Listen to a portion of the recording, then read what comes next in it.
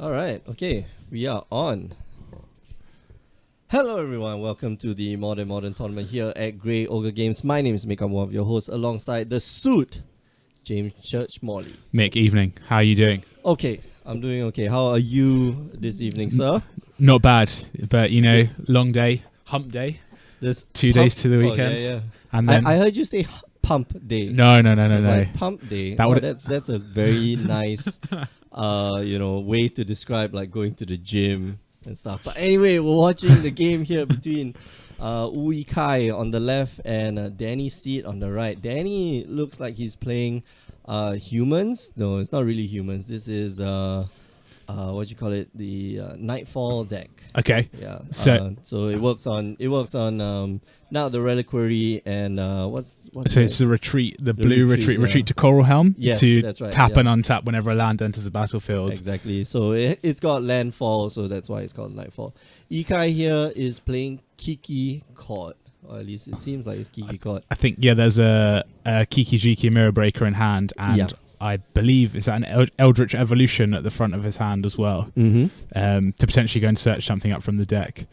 And then at the moment, 2 Wall of Omens on the battlefield, just holding off Danny's creatures. Yep.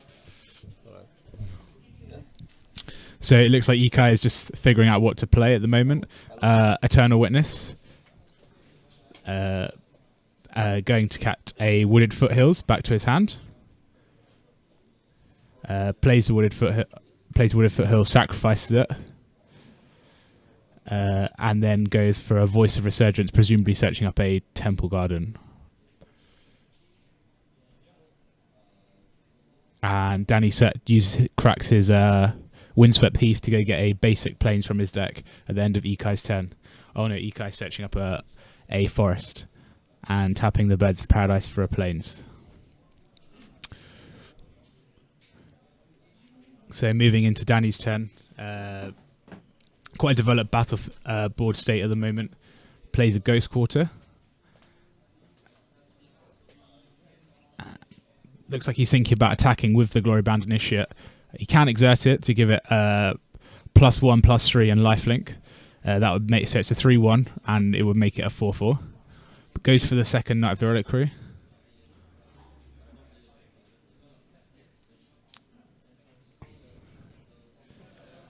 And then Plains for a Path to Exile, targeting the Voice of Resurgence. Is exiled, so it doesn't bring the elemental token into play when it's exiled. It's only when it is destroyed. Danny now cracking in with a Knight of the Reliquary and a Glory Bound Initiate. Unclear if he's exerting the Glory Bound Initiate, although I assume he is, because it looks like he can trade off for one of the Wall of Omens if he does and gain a bit more life. Yeah. Sorry, James, to leave you in the lurch. I don't know. Duty calls. Actually, it's somebody else who calls. It's Malcolm Sung from G-Rex. Hi. Welcome to the podcast. Or not podcast, the stream. So what has happened so far? So Danny's being aggressive. Yeah. So Danny's, I think, just looking to develop his board with some cheap creatures and then attack as quickly as possible. It seems like Ikai is potentially looking for the Kiki card, for the Kiki Jiki, but I'm unsure as to what he's copying at the moment. Obviously, I think he'll bring in the Restoration Angel. Okay. And then you cast the Kiki Jiki. But right now, I don't think he's got the red mana, right? 3. No, he doesn't. He's got the Birds of Paradise. He's got I believe that's a Stomping Ground. And that's it. That's only two red sources. He's got not enough mana to do it all. Wow, this is kind of tough.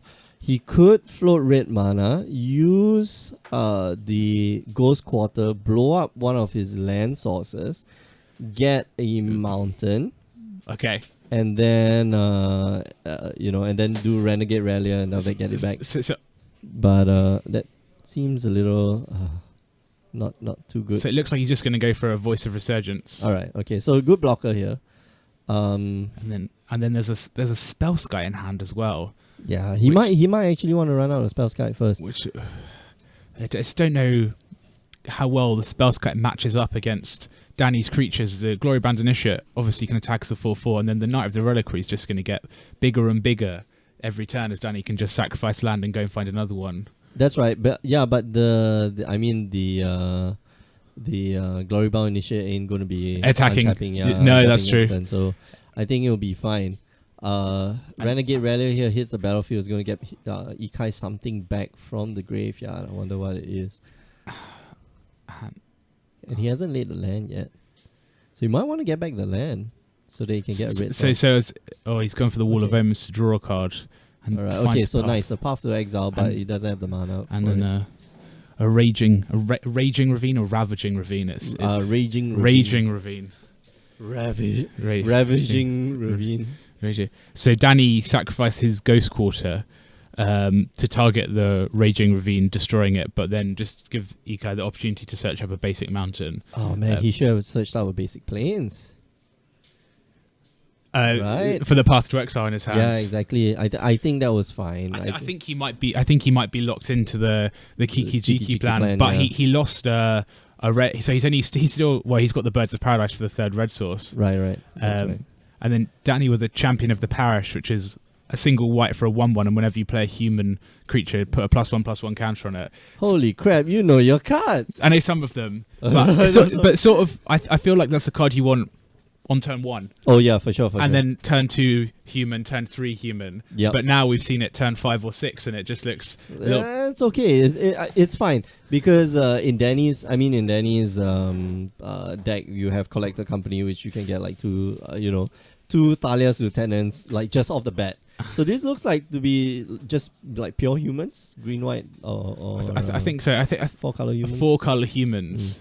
I wonder what's the red for though. We haven't seen any uses for the red spells. I saw him play last week. I think he had a Kessig Wolf Run in his deck. Okay, all right. So that makes a bit of sense. So Kessig Wolf Run is a land from, I believe it was Innistrad, which was X red green tap, and you give target creature +X/+0 and trample until the end of turn. You could just pay 2. That's the thing. You could just pay 2, and after it just gets trample. Knight Reliquary with as much lands as it has in the graveyard can just trample over your opponent. Yeah, and I imagine that's sort of the late game play. If Danny, it doesn't look like a deck that has a lot of 4, 5, 6 mana creatures or cards, and presumably he that is the flood protection, as it were. Yeah, draw some lands. Brilliant. I've got a Kessig Wolf Run. We're just going to go attacking, and every turn I'm going to just sink all my mana into this land, and it's fine. You can just have that one creature, and as long as they don't have removal, you can just like keep bashing in. Of course, if they don't have removal. So let's see. Ikai here maybe going for the combo. No, not yet. Not just yet. He's got quite an army of blockers, but that's sort of all they do. They just block at this point because the Knight of the Reliquaries just continue to grow. I think there's 3 lands in Danny's graveyard, so the Knight of the Reliquaries get +3/+3 each. Yeah. So they're quite large, and they can continue to grow every turn.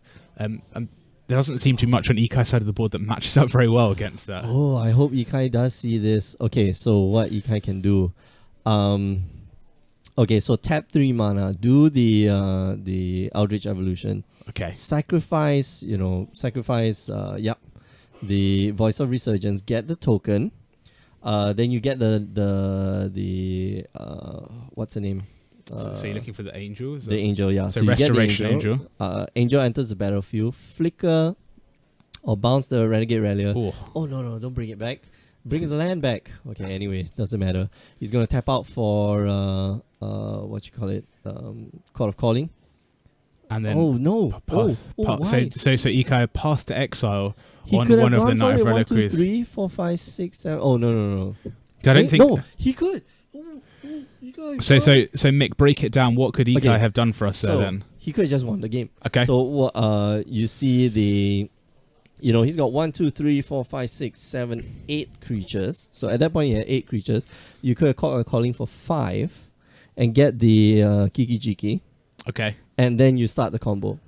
Fine. So we know. So it'll target the restoration. So angel, Kiki Jiki has haste, tap, make a copy of target non-legendary creature, exile it at the end of turn. Yep. So that copy the angel, it's a restoration angel. The restoration angel token comes into play. Its ability allows you to exile a target non-angel creature, and then return to the battlefield. So you flicker the Kiki Jiki and continue the cycle. Maybe not flicker, blink. Blink. Sorry, and then you do it to infinity, or you do it to 1,000,000 or 1,000,000,000, whichever one you choose. You choose. Yeah, arbitrarily large number, but you have to determine. So it can be like 3,964,567,999. So that's a lot of angels with that's haste that are making their way into the red zone. And if your opponent doesn't scoop by then, I think you win. So Danny's attacking with their Knight of the Reliquary. That's a big Knight of the Reliquary. And Voice of Resurgence is just going to block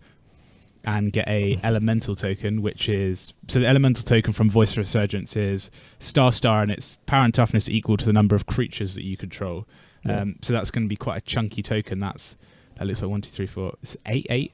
Yeah. Okay. So the only way it will go wrong here is if Danny has a path to two paths to exiles, but he's only got one card in hand. So So trigger on the stack. Then he's gonna pay 2 life. And Danny sees the writing on the wall and scoops it up. So that's the thing. Like Danny was very fortunate. He did draw the Path to Exile off the top of the library because he had 0 cards. Last turn. The only reason why Ikai didn't Court of Calling is because that's probably the only card in his deck. Like that's the only Kiki Jiki in his deck, and that's in his hand. Yeah. So a little bit unfortunate there for Ikai, and a little bit more unfortunate for Danny because you think that's why Spellskite doesn't see much main deck play anymore in Modern. Do you think that's perhaps why Ikai's got it in the main deck to protect the combo against Path to Exiles, Abrupt Decays, Fatal Pushes? That's the thing. Like you want to go for the combo. You want to make sure that your combo does resolve. And this is a creature-based combo because it's very easily disrupted by Fatal Push, by Path to Exile, not so much by Lightning Bolt, but it can be disrupted, by Dismember as well. Slaughter Pack, which doesn't see a lot of play.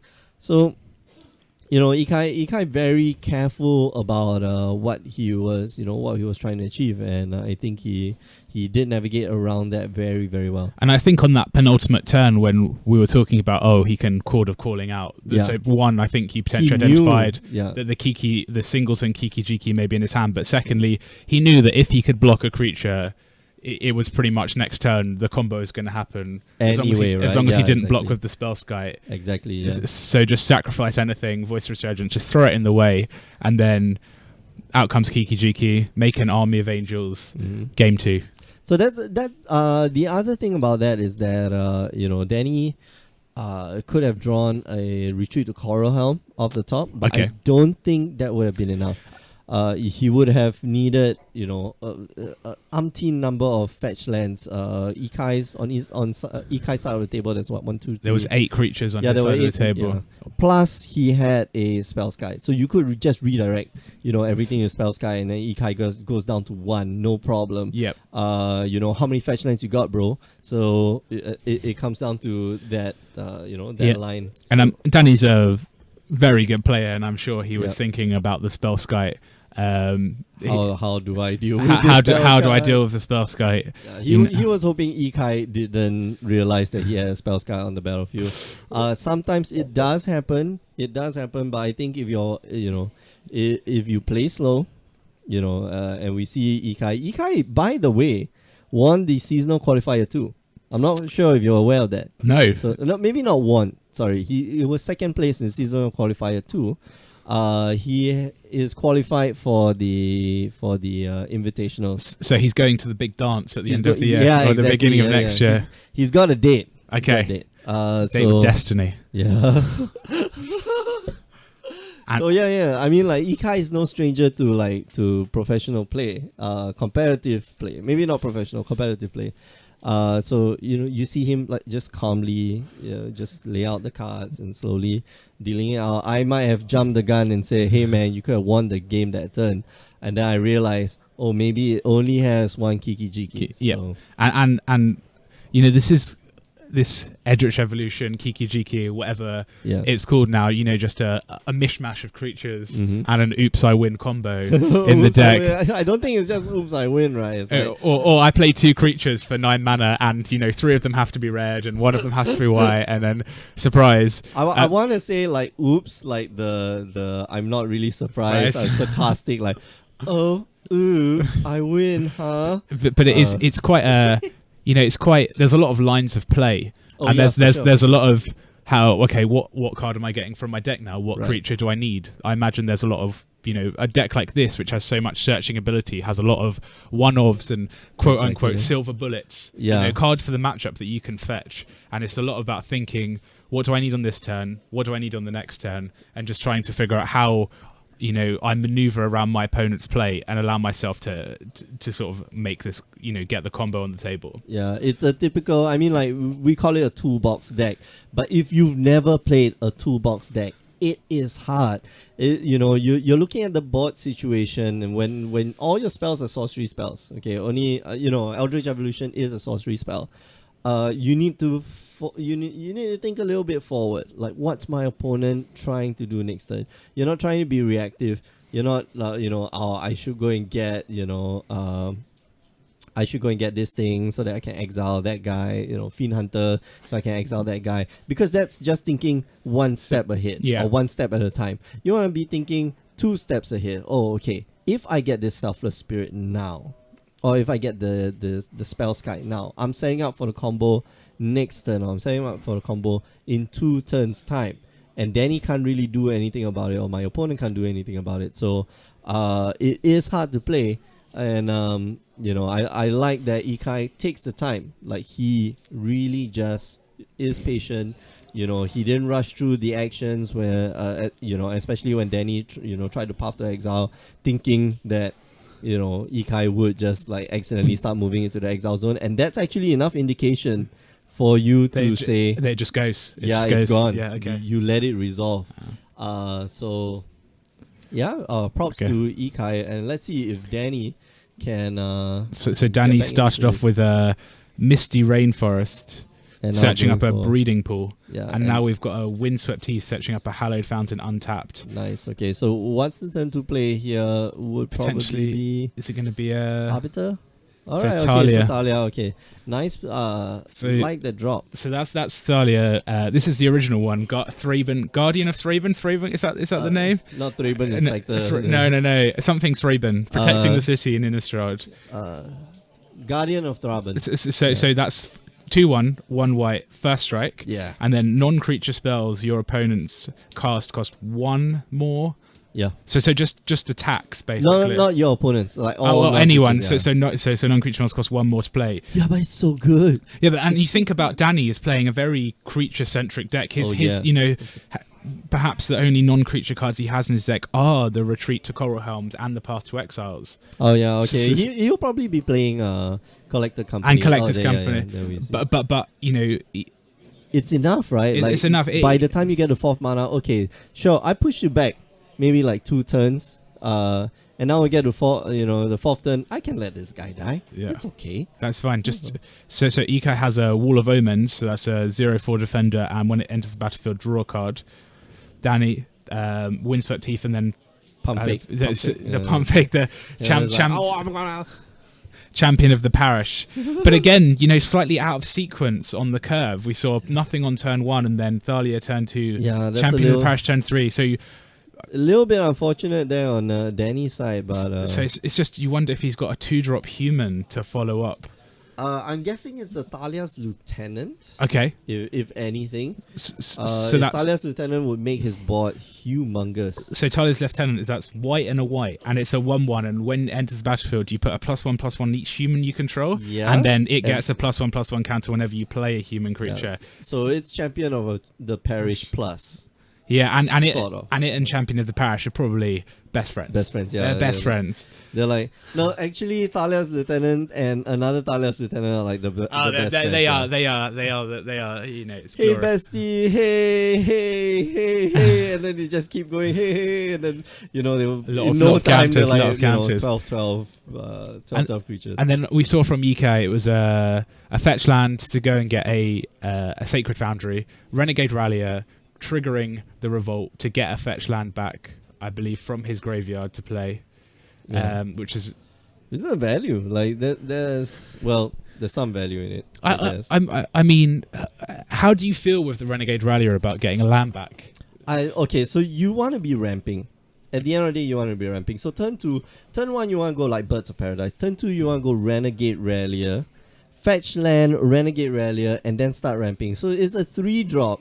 That's a 3/2 and allows you to continue ramping. If you sacrifice a creature to Eldritch Evolution, it's a fantastic way to get that creature back. Also, it's a fantastic way to get practically anything from your graveyard back. So I think it's a nice replacement or a nice second effect for, that is Eternal Witness. Okay, it replicates Eternal Witness a little bit. Or evokes the Eternal Witness. The spirit of Eternal Witness. Oh, yeah, but rather than going to the hand, obviously, just straight to the battlefield. Yeah. And then a Wall of Omens for Ikai. Wow, double Wall of Omens. Just drawing a lot of cards as well. You know, a lot of cantrips and just card advantage, incremental card advantage. The Renegade Relay getting him a card back. The Wall of Omens drawing him a card. Oh, man. And that he looks like he's got 7 cards in hand still. Danny's hoping that they're all non-creature spells that cost 6 mana and they can't be played yet. But unfortunately, on Danny's side, like he's got land, Thalia, and Collector Company, and that's not much. That really isn't much. Especially if Ikai is not attacking this turn. So do you like Danny has 5 mana? So at the end of Ikai's turn, perhaps Collected Company. With them 1 mana tax and Thalia, do you think that would be... I think that's fine. I think that's like totally okay. Okay, and here, this is a Magic Origins, Pia and Kiran Nalar. So 2 red for a 2/2, and when it enters the battlefield, put 2 1/1 Thopter tokens with flying onto the battlefield, and you can pay 2 and a red, I believe, to sacrifice a Thopter and deal 2 damage. Whoa, okay. Let's slow this down. What just happened there? Danny went to Collector Company and missed all 6 cards. There was Path to Exiles, there were lands. Okay, lands maybe not so much. No, you don't want so much. But Path to Exile, there we go. And then he just like scoops. Danny scoops. Scoopity doop. And the score was actually 1-0 at that point. 2-0. So Danny, Danny in frustration, just like on deck. Do you watch Saffron Olive? Oh yes, of course. Yeah, he always goes like oh deck. Do you think the scoop was a bit, not to fix it? Do you think the scoop was a bit premature? Yeah. I think Ikai in no position to be winning. Actually, I don't think he was going to just combo off there. So Danny, I think, just out of frustration, just like, I don't want to be playing this. Don't want to be playing this because I guess the Thalia's the Champion of the Parish 1/1, the Thalia 2/1, and then with the Kia and the Piranalar, just sacrifice your 2 Thopters and you're gonna. And that gets rid of all your creatures, and then all of a sudden we're attacking. And Danny has 3 cards in hand. DK has many. I don't know what's going on here. I think they're playing a game. They're playing a game for fun. Let's see. Let's just continue the fun. Look at this, and now everyone's relaxing at the table, and we're all fetching, we're all searching. I'm gonna bolt myself. No problem. And then Danny, so Temple Garden untapped. And then Thalia again. Thalia here will hinder Ikai a little bit, but like I said, he wants to just go. Oh, there we go. Voice of Resurgence, no problem at all. Just lay that Voice of Resurgence and Stomping Gand untapped, and then Reflector Mage. All right. Reflector Mage wasn't really yeah, but is it a modern? I know it was banned in standard. It's good. But is it good enough for modern? It's good. It's good enough for modern. So when you play it off on your turn, it's fine. It's a fine card. It's like a Fiend Hunter, because the Fiend Hunters don't last that long, frankly speaking. But so I think Ikai tried to play. He played a Voice of Resurgence and he tried to play a Lightning Helix. Yeah, no, but he doesn't have. He shouldn't be able to play. But he can't play it. But he. Oh, of course. So that one there, but then he didn't have enough mana for the Thalia attacks. Yeah. So I think. Well, Danny's missed it there. Obviously. I think. Yeah. Wait. So I think he might have caught it now, or we're. Yeah. So he's going to Lightning Helix. There we go. Right. So they've caught it, and then Lightning Helix on the Thalia. And then a. Okay, so there we go. Are we actually playing modern or are we playing standard? Because a tireless tracker. Well, we can't be playing standard. Exactly. There's a Reflector Mage on the battlefield. As good a card as Smuggler's Copter and Emrakul, the Promised End. Oh yeah. Perhaps even better. And Aetherworks Marvel. Although Emrakul, when it gets bounced by a Reflector Mage. Like it hurts. It hurts the other player. Yeah. Does it? It does. So what you do if you we're gonna move away from modern, and we're going to go like a little in the way back machine, in a little time machine. When your opponent was controlling a turn with Emrakul, they were swinging with the biggest fattest creature they have currently. Block with the Emrakul, let it die. And then let your opponent, and then you, as your opponent, will cast the Reflector Mage, push back the Emrakul to your hand, and then repeat the cycle next turn. So yeah, not nice, awful, not fun. Awful. And then you do it again next turn, but with all the cost reduction. But what you're saying is that they are definitely as good as each other. Is that what you're saying? Yeah, for sure. They are a 2/3 for 1 blue-white, which bounces a creature, is as good as Emrakul the Promised End. Of course. Okay. Of course. Just so that's on recording. But it's not as good as Smuggler's Copter. Okay. Yeah, these two creatures. I for what it's worth, I agree. I think Smuggler's Copter is Smuggler's Copter very, followed very good. Up by Reflector Mage was so broken. Just very. That was kind of. It was a bad time.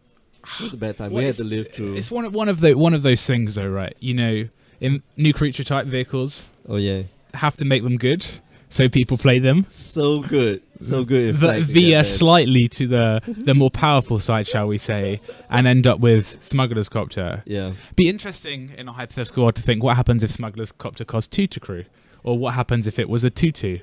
Oh no, it'll still be too good. You think it would be still good as a 2/2? Yeah, because you have cards like Shock was there. Shock. Okay, as a 2/2 maybe. It'll be fine. So. But there was no easy mana efficient way to deal with the Smuggler's Copter unless you're playing sort of the 1 white, the so destroy bad. target. Yeah, it is bad, but Shock has utility at least. Yeah. So right. 2 to a creature, 2 to a player, so bit of reach, can deal with smaller creatures in standard. Magma Spray, at that point in time, it's like Magma Spray is. So if Smuggler's Copter had 2 toughness, would it have been as good? Perhaps not. Perhaps it would have been very good still, but it wouldn't have, been. We better, almost. I've got a Smuggler's Copter. Do you have a Smuggler's Copter? Because if you don't, you lose. You're gonna have a bad time. Because I'm gonna attack you for 3, and then I'm gonna get rid of all of the bad cards in my hand and give and just keep my hand filled with good, powerful, honest Magic cards. We're playing standard, so nothing crazy. Just big creatures and. My gosh! That's the. I mean, now we see in Amonkhet there was a braid, there was they bring Lightning Strike back. A Smuggler's Copter was supposed to exist in a world that did not have Reflector Mage, that did not have Battle for Zendikar, basically. Yeah. Or at least it was supposed to transcend that point. But of course, we still have, Battle for Zendikar. And it's so, and you do wonder, if Smuggler's Copter was unbanned in standard now, would it be that good? I don't think. No, I don't think it would be either, because there's so, as you mentioned already, there's so much incremental artifact hate that's seeing main deck play, because it's good efficient removal for creatures as well. Exactly, yeah. And they're reprinting. So here's the thing: they're reprinting Lightning Strike. So. Yeah, even better. Yeah, exactly. Lightning Strike, just uncommon, sadly, for the limited aficionados out there. Yeah, but you look into Theros, it's like common. So yeah, but whatever, limited. Yeah. I understand that a weaker lightning bolt is too good to be common. It's still too good to be common. We were lucky to have open fire in our devastation at common, and it was still exceptionally good and limited. Yeah, that's true. But you know, and I think they went the other way with vehicles in Ixalan. I think they probably saw. So the vehicles are they're okay, but they're not amazing. They're not broken. There's some and there's some cool pirate ships and people like pirates and but there's nothing that stands out and you go, wow, that is. You know why? Because pirate ships are inefficient. Like to travel from Africa to the United States, like it took you like a few months. It took an entire crew of 50 people.